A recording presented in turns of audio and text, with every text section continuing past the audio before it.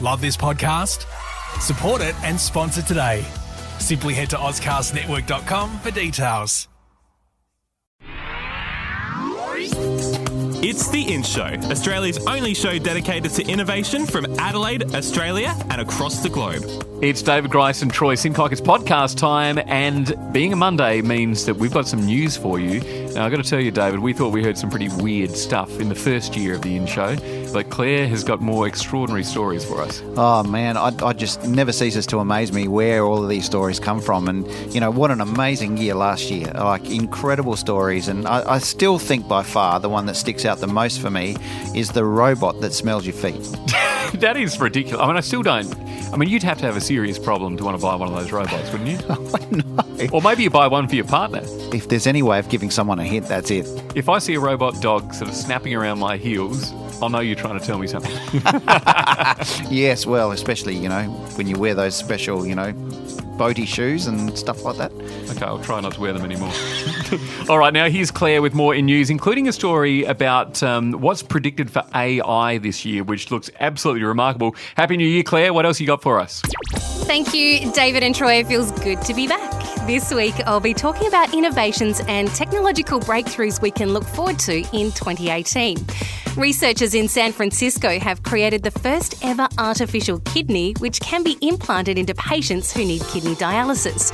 Approximately 2 million people around the world need their blood cleaned on a weekly basis just to stay alive. The treatment is time-consuming and frustrating for patients because they have to attend regular appointments. It's been 20 years in the making, but now Kidney Project will be starting clinical trials to help those living with kidney failure. The team from the University of California have developed a box that's about the size of a bar of soap and is fitted with silicone filters.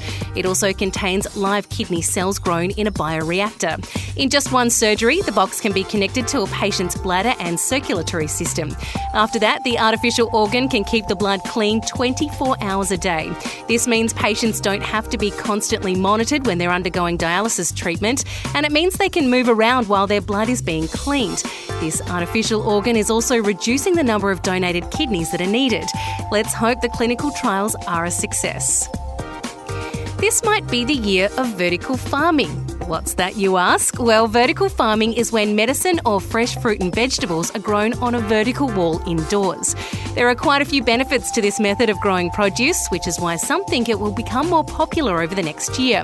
These benefits include less water wastage, more produce, and a reduction in fossil fuels because large machines aren't needed to transport crops. It also means that farmers don't have to rely on good weather or worry about pests. Plus, vertical farms can be built in abandoned buildings in populated areas, making it easier for customers to buy the produce. A company in San Francisco called Plenty recently began vertical farming, and they've seen great results. They use less water than a traditional farm, and they don't use fertilisers or pesticides because there isn't really any need to. So who knows, maybe vertical farming of fresh produce and medicine will become a common practice. Artificial intelligence, aka AI, is set to take its next evolutionary steps. This year, it will continue to blur the lines between what is real and what is science fiction. The main development we could see is the rise of machine-based learning AI technology, which is available to the consumer. Machine-based learning is the phrase used to describe how some AIs teach themselves how to perform human-like actions or thought patterns without any assistance. At the moment, this technology is mostly being used and improved in the cloud. A good example of this is Apple's facial recognition technology. But this year, machine learning AI could become a part of our mobile phones, which means it could work faster and provide users with a better personalised experience. This also means our data would be stored on our phones rather than in the cloud. But that doesn't necessarily mean better privacy, as businesses are also thinking of capitalising on this. So one day you could walk into a store which can access your phone's data to find out who you are and what your spending habits are in order to personalise your experience. This could either be a great development or a recipe for disaster. Only time will tell. And that's what's in news this week. Thanks, Claire. Well, David, it's really going to be an exciting year, as we've said, not just for the in-show, but for artificial intelligence. This thing it feels like it's blowing up exponentially. Look, to me, it's actually a little scary as well. Like there's some positive and negatives around this. You know, you talk about supermarkets and shopping centres being able to predict what your buying behaviours are, and you know, I've heard of AI being used where your Facebook and Twitter feeds are scoured and your shopping habits on eBay are scoured, and therefore when you walk towards a supermarket or a shop that sells the items that you've purchased before on eBay, it sends you messages to tell you that, you know, you should go into the store that you're just walking past. Wow. It almost feels invasive, but it's sort of kind of cool at the same time for me.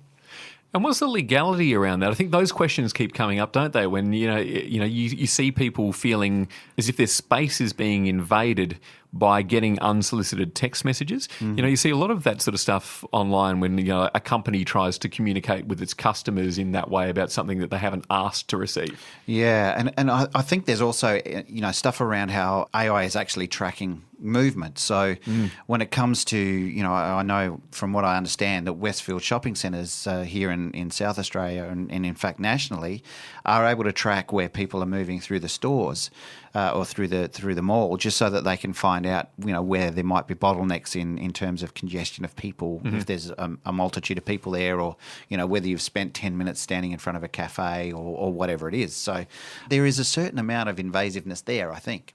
It's going to be really interesting to see what 2018 holds. For more innovation news, you can check out theinshow.online and subscribe to the InShow podcast on iTunes. Rate us 5 stars if you like what you're hearing, and we're on Facebook and Twitter as well.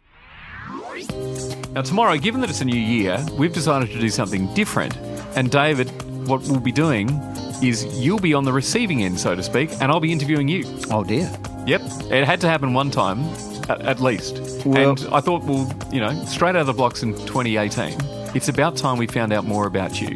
I've known you for 5 years, but I get the feeling there's some stuff you haven't told me. Well, there generally is, probably. I mean, you found out the other week that, you know, I'd been in a movie. Yeah, now that is ridiculous. What's that called again?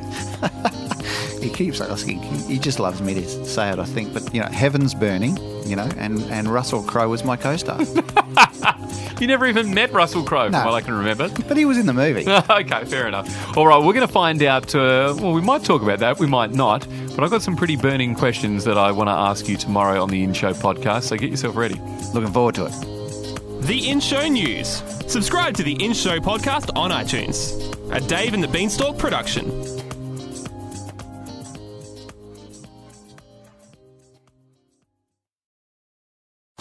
Love this podcast? Support it and sponsor today. Simply head to AuscastNetwork.com for details.